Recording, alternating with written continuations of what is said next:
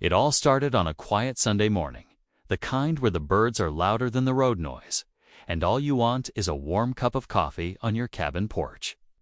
I'd just arrived at my small log cabin, tucked deep in the woods, a peaceful getaway. I'd built years ago on a stretch of public land I knew better than the back of my hand. But peace didn't last long. Just as I sat down to enjoy the view, I noticed two strangers snapping photos of my property from behind the trees. I didn't think much of it at first, until a sheriff's SUV pulled up less than 30 minutes later. Turns out, the HOA from a nearby development had called 911. They claimed my cabin was built illegally and insisted it be torn down. What? They didn't know or bother to check that I'm not just the guy who built that cabin. I'm also the state land commissioner, the very person who oversees land rights, zoning, and public access across the state. The irony? My cabin is more legal than their front gates. But instead of talking, they wanted trouble. I stayed calm, even when things got heated. The officers were polite, but clearly confused. The HOA reps kept pushing, growing bolder with every word. One even threatened to go higher in state offices. I almost laughed, but I didn't, because I knew this was just the beginning. They had no clue who they were dealing with. And I wasn't about to pull rank. Not yet, but the moment they stepped over the line literally and legally, everything changed. You won't believe what happened next when I finally told them who I really was. Stay with me, because what followed turned their whole story upside down. Turns out, this wasn't the first time she had caused trouble in the neighborhood. Other neighbors had warned me about Karen even before I moved in. They just didn't call her that out loud. Apparently, she saw herself as the self-appointed enforcer of every HOA rule, even the ones that didn't exist. Her house sat right on the bend of the lake, perfect for watching everyone's business, and she took full advantage of it. Fishing, too close to her yard. Kids playing, too loud. A lawn gnome, out of place. Major offense. She even once told a neighbor to repaint their mailbox because the color was too cheerful. I had lived there for less than 3 months, and already she had filed 2 complaints against me, one for having unapproved patio furniture, and another for my garbage bins being visible for more than 5 minutes on collection day. But when she called the cops on me just for quietly fishing, that's when things shifted. She didn't approach me, didn't ask what I was doing. She just stood on her porch with her phone in hand, glaring like I was committing some crime. Next thing I know, an officer is walking toward me asking what I'm doing on private HOA-managed waters. Now here's the kicker. When I bought my house, the listing clearly said lake access. I even confirmed with my realtor that fishing was allowed, but Karen insisted the HOA had rules. Problem is, no one could ever seem to find a copy of them. The HOA meetings were rare and unorganized, and every time someone asked for documentation, it was always being updated or under review. Yet somehow, she had all the power. That's when I realized something had to change. And I had just the idea.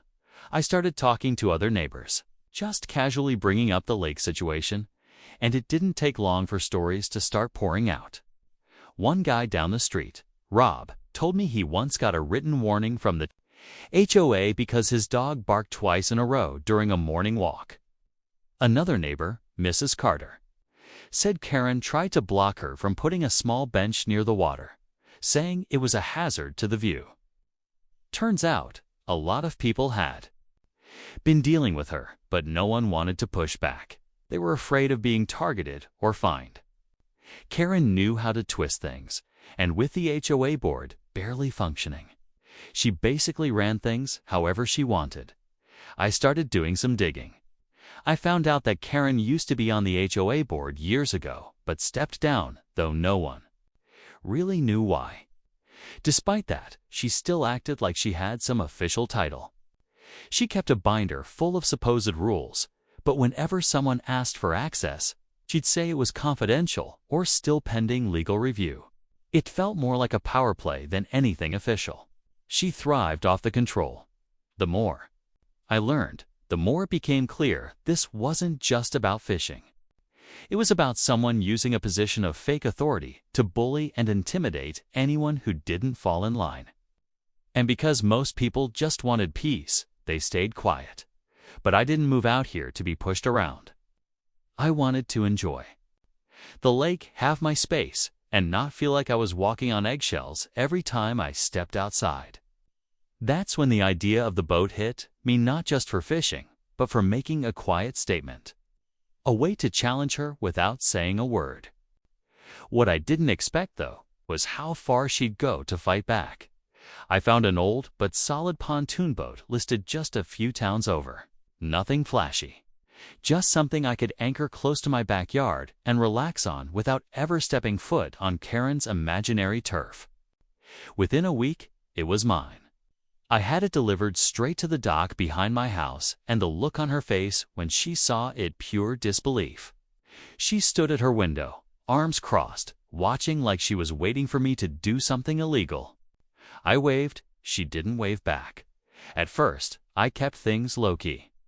Just sat on the boat in the evenings, fishing, reading, enjoying the breeze. But that view she guarded so fiercely. The boat blocked it completely. Her wide windows that once overlooked the calm lake now had a full view of my floating hangout spot. And apparently, that was more than she could take. Within days, I started getting emails, anonymous HOA notices claiming my boat violated waterway visibility standards. Whatever that meant. Then came printed letters taped to my front door. No signature, no logo. Just typed threats about fines and removal. It didn't stop there.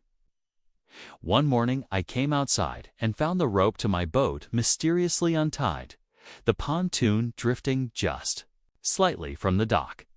Thankfully, it hadn't floated off, but that's when I knew this was getting serious.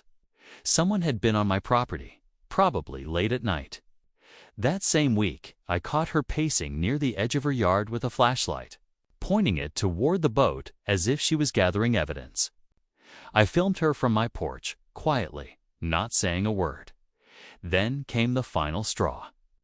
I got a letter not from the fake HOA, but from an actual attorney's office, a cease and desist, claiming my boat was an unauthorized structure obstructing residential lakefront aesthetics. That's when everything shifted. I realized this wasn't just about annoying rules or neighborhood drama anymore. This had become a real battle. And the next move. It had to pick up from where the last part ended and right introducing a second plot twist or escalating the main conflict. This section should raise the stakes, surprise the audience, and drive the story toward its climax.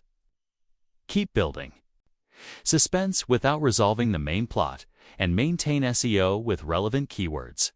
Ensure the narrative flows seamlessly from the previous sections. Also, do not make any headings.